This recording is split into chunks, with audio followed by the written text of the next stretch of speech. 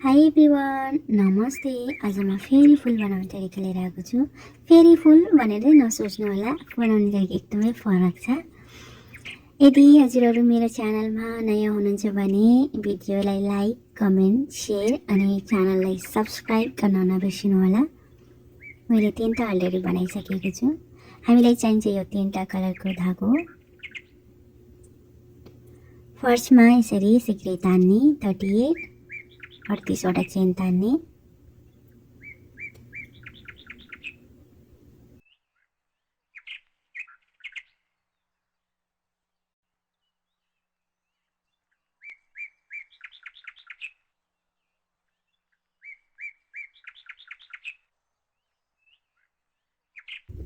यसरी मैले 38 चेन तानिसकेँ। अब कुरुसदेखि यसरी माथि एक लुप लिने, 1 2 3 नम्बरमा एउटा डबल क्रोशे बनाउने,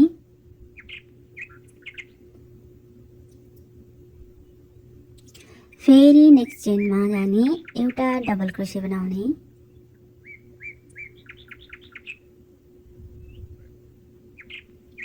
फेरि रिपिट हुने, नेक्स्ट चेनमा जाने, एउटा डबल क्रोशे बनाउने,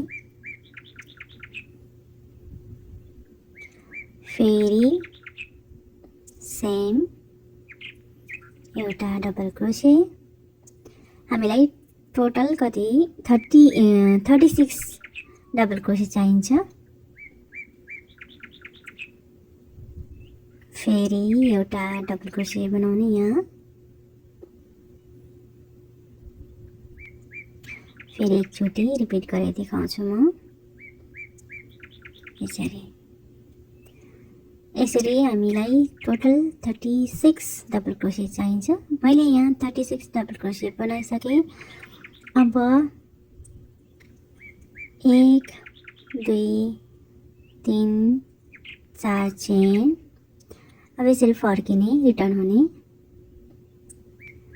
अनि 1 2 3 नम्बरमा यसरी सिंगल क्रोशेमा अट्याच गर्ने।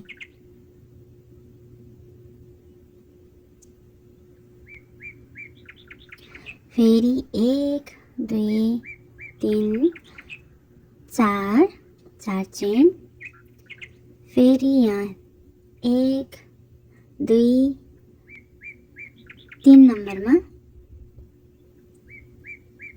यसरी सिंगल क्रोशेमा अट्याच गरिदिने। दुईटालाई स्किप हुन्छ। 1 2 3 4 चेन। फेरि 1 2 3 नम्बरमा सिंगल क्रोशेमा अट्याच गर्ने। फेरि 1 2 3 4, फेरि 1 2 3 यसरी जोइन हुने। हाम्रो टोटल लास्टसम्म कति 12वटा यस्तै लुप बन्ने छ। रिपिट गर्दै जानु होला। मैले रिपिट गर्दै यहाँसम्म बनाइसकेको छु। हाम्रो यहाँ टोटल 12वटा छ।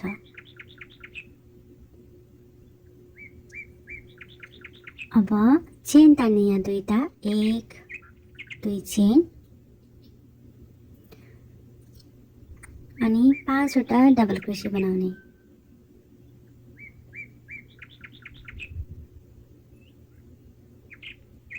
एक 2 3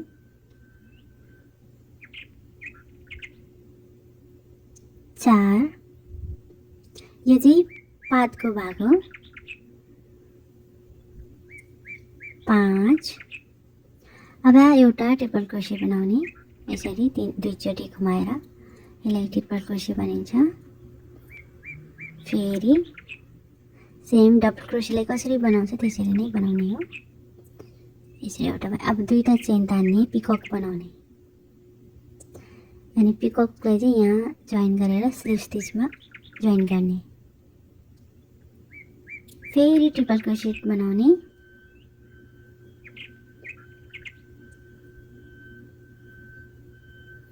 फेरि 5 वटा डबल क्रोशे बनाउने। 1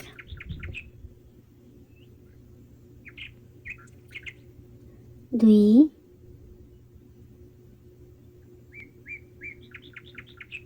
3 4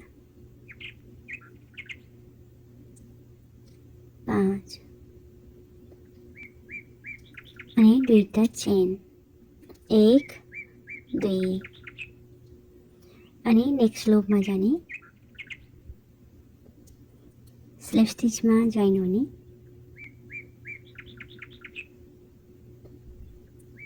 फेरि रिपिट हुने, दुईटा चेन तान्ने, 5 वटा डबल क्रोशे, एउटा ट्रिपल क्रोशे, पिकक, ट्रिपल क्रोशे, 5 वटा डबल क्रोशे अनि नेक्स्टमा जाने सेम।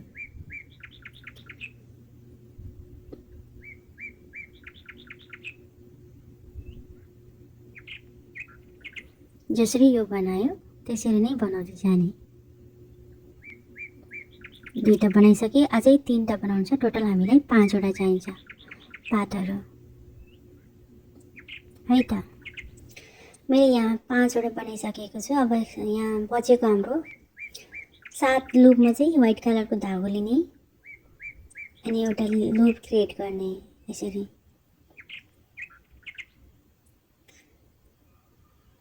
अनि यहाँ इन्सर्ट गरेर रेडी गर्ने।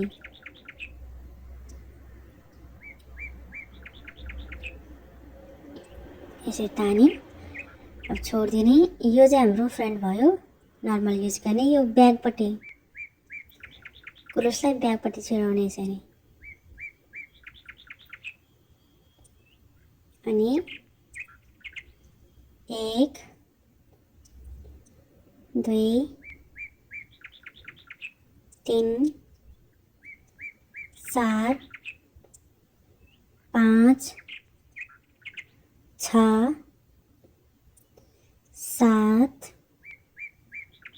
8 9 टोटल 9। अब यसरी पल्टिने, फर्किने यसरी अनि यसरी तान्ने क्रोशलाई। अर्को कलर लिने, मैले चाहिँ पिङ्क कलर लिएको छु। पिङ्क ब्लू जुनसुकै भयो भने हुन्छ, रेड। अनि दुईटा भाग लाउने, दुईटालाई मात्रै यसरी लिने यसरी। फेरि दुईटालाई बन्द गर्ने, फेरि त्यसै माथि दुईटा लिने, दुईटा दुईटा दुईटा दुई दुई दुई गर्दै जाने, दुई। यो एउटालाई चाहिँ बचाउने राख्ने यसरी। फेरि फर्किने, फेरि सेम अघि हामीले व्हाइट कसरी लिएको थियौं त्यसरी नै। अब चाहिँ 10 वटा लिने है।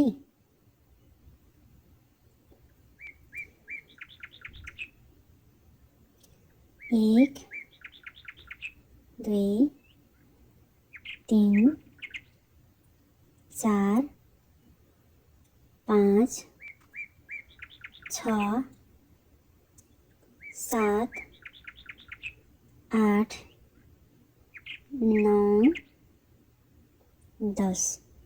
एउटामा 9 एउटामा 10 एउटामा 9 एउटामा 10 गर्दै जाने। सानो ठुलो हुनुपर्छ पात, अनि राम्रो देखिन्छ फुलको।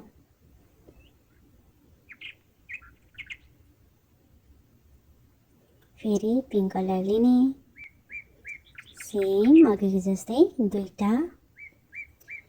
दुईटालाई फुल गर्ने, दुईटालाई फेरि दुई फेरि दुई फेरि दुई।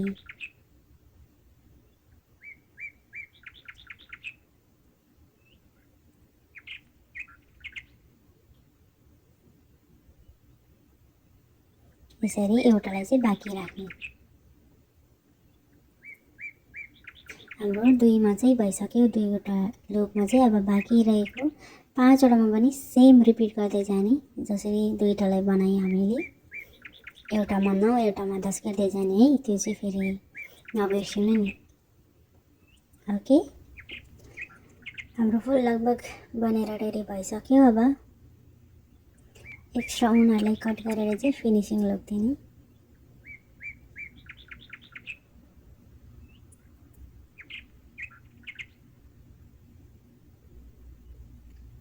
यो ब्याक हो अनि यो फ्रन्ट।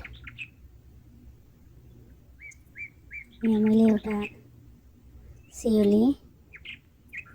अब रोल अप गर्दै जाने। यसरी घुमाउँदै घुमाउँदै हाम्रो फुल बनेर रेडी हुन्छ एकछिनमै। यसरी मिलाउँदै मिलाउँदै घुमाउने।